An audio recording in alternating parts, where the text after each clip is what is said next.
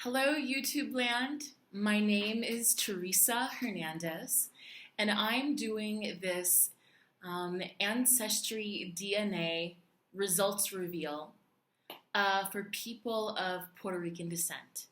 Both of my parents are Puerto Rican, of course, anyone can watch it, but people of Puerto Rican descent might be especially interested to watch it if you're thinking about doing an ancestry DNA type of test. There are other ones out there on the market like 23andMe, just to name two different examples, but I chose to do AncestryDNA, and I submitted my sample on, I want to say, June 26th of 2016, and I received my email notice on August 12th. So it took about 2 months, which they warn you. They let you know in advance that it could take about 6 to 8 weeks. So I was prepared for that. And I received my results this morning, and I'm really excited to share them with the world. Before I do, though, I'll let you know what I thought they were going to be. So because of what I've heard from my mother's side of the family and looking at photos of my paternal grandmother and my paternal great-grandmother, what I had decided my predictions would be is that I thought for sure I'll have West African, that I would have Native American, and that I would have European, but specifically Spain and France. Because of how I've been received in East Asia, I worked as an English teacher in Korea for 2 years, and I've been in China now for about 2 weeks. A lot of times when I've traveled in Southeast Asia, I traveled briefly. I visited Thailand briefly 2 years ago. People have sort of received me as being Asian. So I thought maybe I do have, something there that, kind of snuck in, several generations ago. It's more than possible when you're Puerto Rican or when you're from a place that is a very mixed ethnicity. So I didn't have any concrete evidence or documentation, but I thought maybe I have some East Asian. It seemed very possible. In addition, I thought maybe some North African, because when I lived in Saudi Arabia, a lot of times my students thought that I was Egyptian. So I thought, okay, maybe I could be, a little Egyptian. I've had people ask me if I was from Tunisia. So I thought, maybe it's possible. I know when I visited Cairo in December of 2010, everyone thought I was Egyptian. They thought I was Egyptian American, visiting as a tourist, but they would have swore up and down that I was Egyptian. So, I've had some ideas, some inclinations. I thought maybe East Asian. When I lived in Saudi Arabia, some of the Brits that I made friends with there thought that maybe I was from New Zealand, that maybe I had, a little Kiwi going on. And in a picture that I have of my paternal grandmother and great-grandmother, I always thought that my paternal grandmother looked kind of Filipino, and I always thought that my paternal great-grandmother looked South Asian, like maybe Bangladeshi, but, I could never know for sure. Anyways, so I got my results this morning. I did initially make a reaction video, but I was in my pajamas, and I looked like a hot mess, and so thankfully, I tried to upload the video and it didn't upload, and I think that was a sign from God saying, Teresa, don't embarrass yourself. So I've taken a shower, I've brushed my teeth, I went and had a hair appointment, and now what I'm going to do is I'm going to share my results.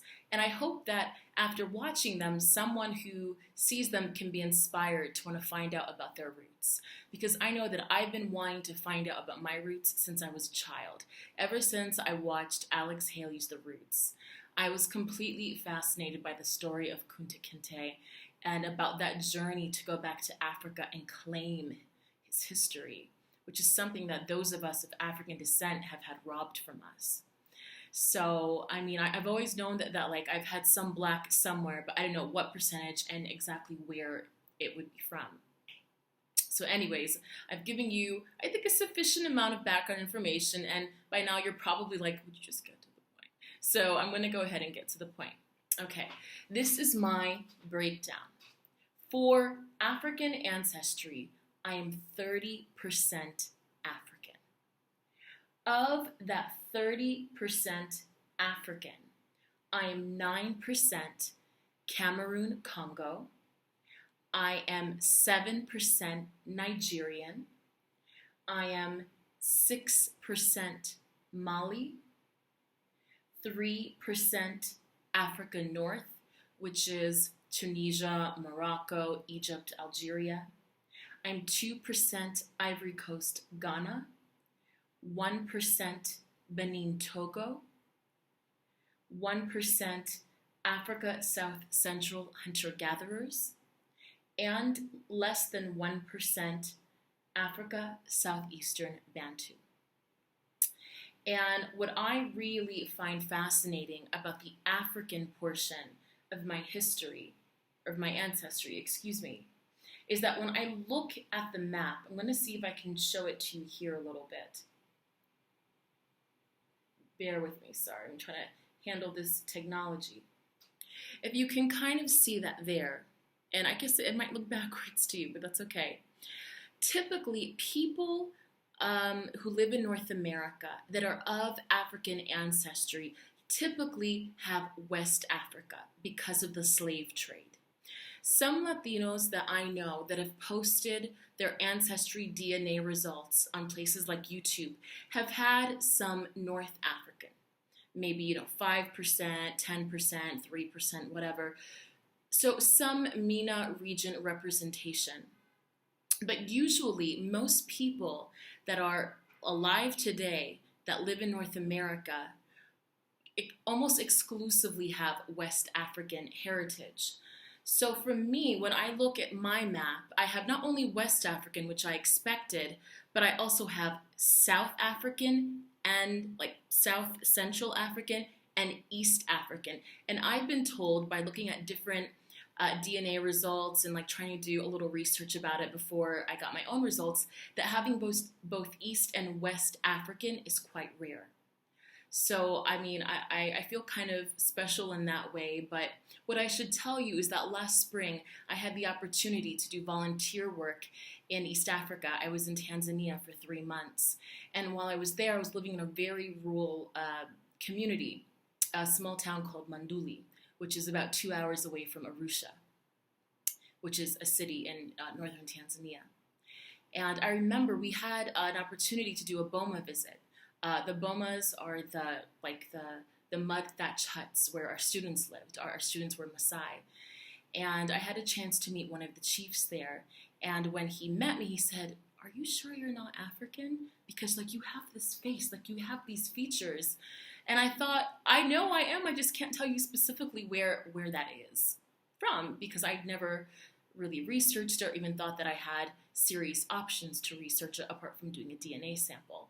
So for me, that feels kind of extra special because I have been to East Africa and I have seen those people and I have interacted with those people and I know those people now, and so it feels that much more special. It's not a large percentage. The West African is the largest percentage. It's only a trace region, but it's still nice to know that I have that connection.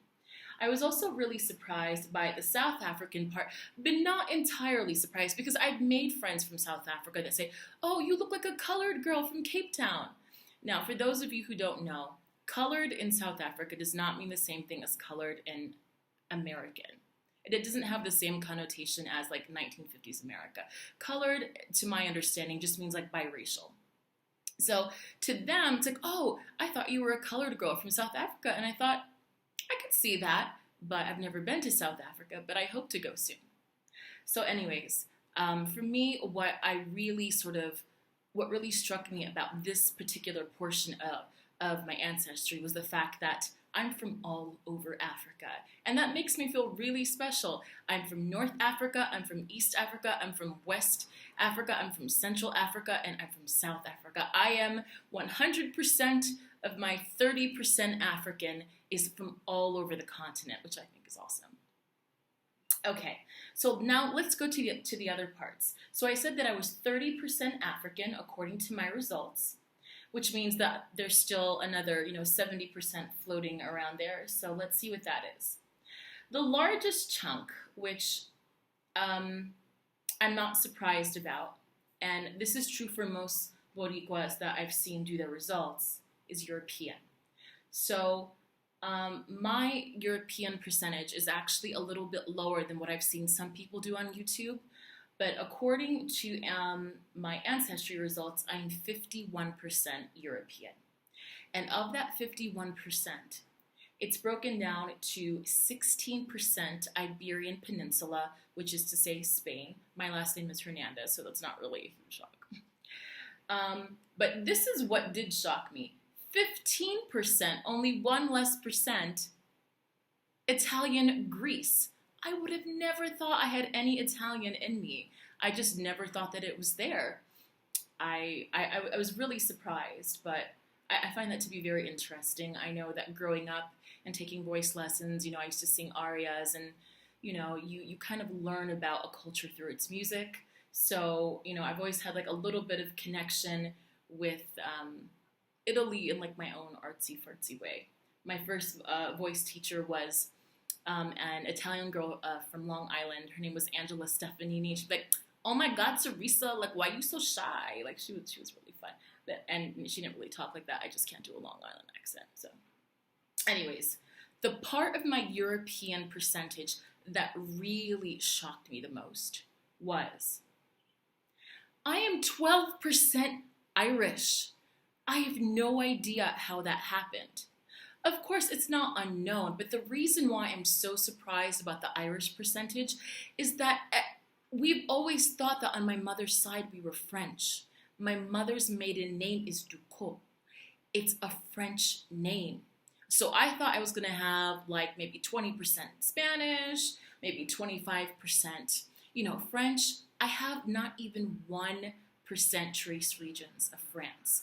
And this is what really has rocked my world about these results. Almost to the point where like I was thinking, did AncestryDNA send me the wrong results? I don't think that they did for reasons that I'm going to share with you later. But I was really surprised by the 12% Irish because of the family oral history. But if I'm really honest, no one loves mashed potatoes more than I do. Growing up, I've always loved potatoes. And so, I remember being in school and learning about the potato famine and how that, was like a catalyst for people from Ireland moving to America. I love mashed potatoes almost as much as I love rice and beans. I love rice and beans the most, but I love mashed potatoes. Anyways, moving along. Then I have trace regions for Europe. And when I initially saw this, I was like, oh, that's so cute, because I did not expect this either. But according to my results, I'm 5% European Jewish, which I did not know to expect at all. And according to Ancestry.com, European Jewish is often what they refer to as Ashkenazi Jews, or apparently a group of Jews that left the Levant after the Roman Empire, and then they sort of settled in Eastern Europe.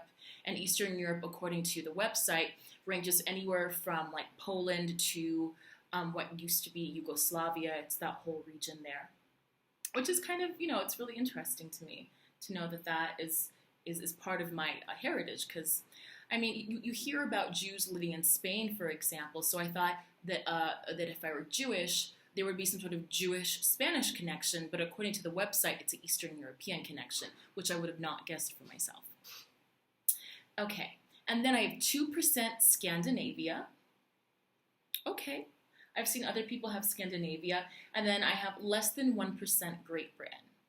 I would have thought that if I would have had anything from that part of the world in terms of like a larger percentage, I would have thought maybe 15% Great Britain and maybe a trace region for Ireland, but no, it's the other way around, which is, really surprising for me.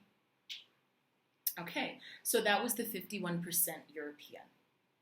Now, one part that I absolutely did expect, but I thought that the percentage would have been higher, was Native American. Because anyone who knows their Puerto Rican history and heritage knows that the indigenous people who lived in Puerto Rico, who lived in the Caribbean, before they were slaughtered and colonized by the Spanish and others, were Taino. So I knew that I was going to have Native American, but I didn't know how much. I've seen some people have as high as 25, 30%, my Native American percentage is 12%, which is really mind-boggling because I am as much Native American, which I always knew I had, as I am Irish, which I never knew I had. It's weird to think that both are equally percented, if that makes sense. Okay. And then one thing that I was kind of excited to see, which I had like a gut feeling, I had a little suspicion, but there was no way that I could have known. I said before that I thought that my great grandmother on my father's side looked kind of South Asian, Bangladeshi. I wasn't really sure because I'd never seen pictures of her as a young woman. I only have a couple of photos of her when I was a baby, and she was quite old then. But according to Ancestry.com, I have a trace region of Asia South, which is less than 1%, and Asia South is pretty much Pakistan, India, Bangladesh, Sri Lanka, kind of, and Nepal, that whole region. So, like, that made me feel like, oh, I have good, good gut instincts. So I was pretty happy about that. Let's see. So I had a trace region of Asia South. And then what was fascinating to me, and like I had a good chuckle about this, was I told you before that I'd met Brits in the Middle East that used to ask me, are you from New Zealand? Are you Kiwi? You look kind of Kiwi. Like, what's going on? And so, I wondered, I'm like, maybe it's possible. I don't know logistically how, that would have happened because these regions are so far apart. But according to the site, I have a trace region of less than 1% of Pacific Islander, and specifically Polynesia. And when you look at the trace region on the map, it circles from New Zealand all the way to Hawaii. And we do know that there was a moment in history where Puerto Ricans were transported to the island of Hawaii, and then they would have, intermingled and intermarried and had babies. So I'm not sure if it's Polynesian from Hawaii, which seems more plausible, or if it's Polynesian from like New Zealand, which just is really fascinating to even think about. Okay, so the last little bit of percentage was, and I wondered about this only because of how my students, some of them thought that I was Arab, and like we've gone over the fact that I have a 3% North African, but the final percentage of everything was actually West Asia. And West Asia means to say the Middle East. And that I have a 5%. So West Asia, the Middle East, is basically, if you circle from Turkey, you go over Iran, and it's basically, you're just covering the whole Arabian Peninsula, where Saudi Arabia, Oman, Yemen, Lebanon, Iraq, Iran, Qatar, UAE, like all of those countries. So I am 5% Middle Eastern, which is fun to know. And I'm going to just double check one more time to make sure that I haven't forgotten anything. No trace regions or anything, but no, that should be 100% of me. So when I was, choosing to do this AncestryDNA test, in my gut, I knew that I was going to be all over the place. I just knew, because Puerto Ricans have such a diverse background. We are not a homogenous people by any stretch of the imagination. And I know that because of my journey through world travel and just, my life experience, people usually would never guess that I was Puerto Rican. Growing up and traveling and then, moving out of my mom's house and being an English teacher abroad, I got so many different guesses that, I never really thought of being identified with certain regions of the world. People have thought I, was Egyptian. People thought I was Pakistani. People thought I was Filipino. People thought I was, Kiwi. So, for me, like allowing people to project their expectations or to project their, I guess, the lens of their life experience has been fascinating. It has not changed. in any way whatsoever the way that I think of myself or the way that I see myself, but it's been fascinating to understand how I am perceived through the lens of other people's life experiences. So that was part of the reason that motivated me also to want to find out where I'm from and how it all came to be. I've told you some of my surprises, and I think so far it seems like my biggest surprise was the 12% Irish and having no French. But I was also surprised that I had no East Asia.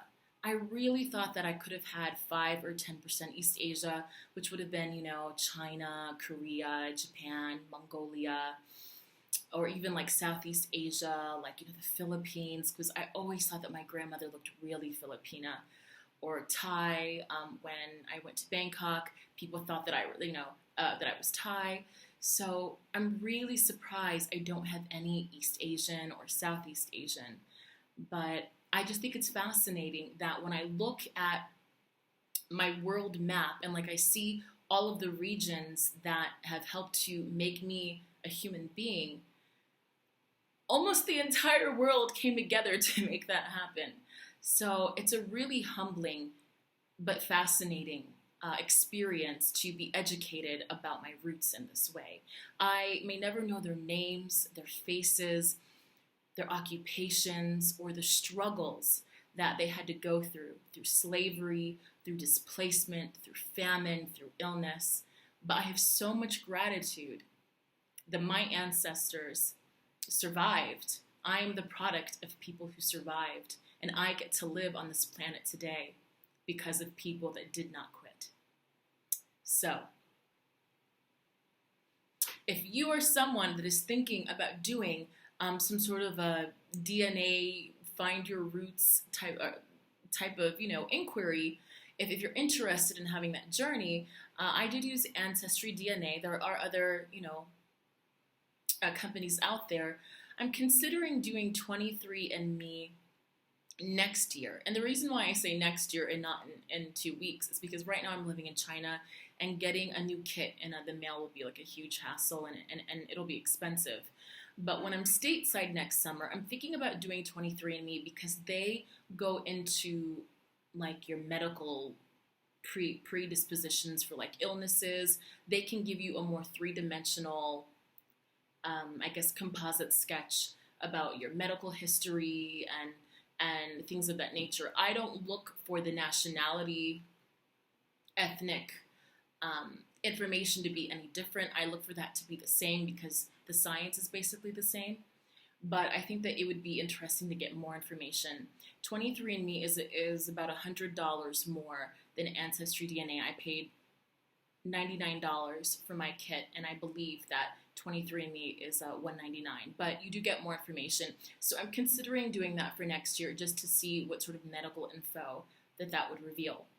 But anyways, I'm very satisfied with my results, and if you're someone that is really interested in genealogy, if you come from a background where you may not have the resources to go through archives because of slavery or genocide or war or famine, or even if you are someone that can go through archives, either way, it's definitely worthwhile, and I've really enjoyed learning about my roots. So what I want to do is I want to take time to read about the specific regions, because AncestryDNA does give you the opportunity to go through and like read about each region that you're from, and just sort of, try to make a composite sketch for myself about the culture, history, the music, the language, and then I hope to be able to visit some of these places as time and opportunity and finances will allow, because I think that there's nothing more educational than being able to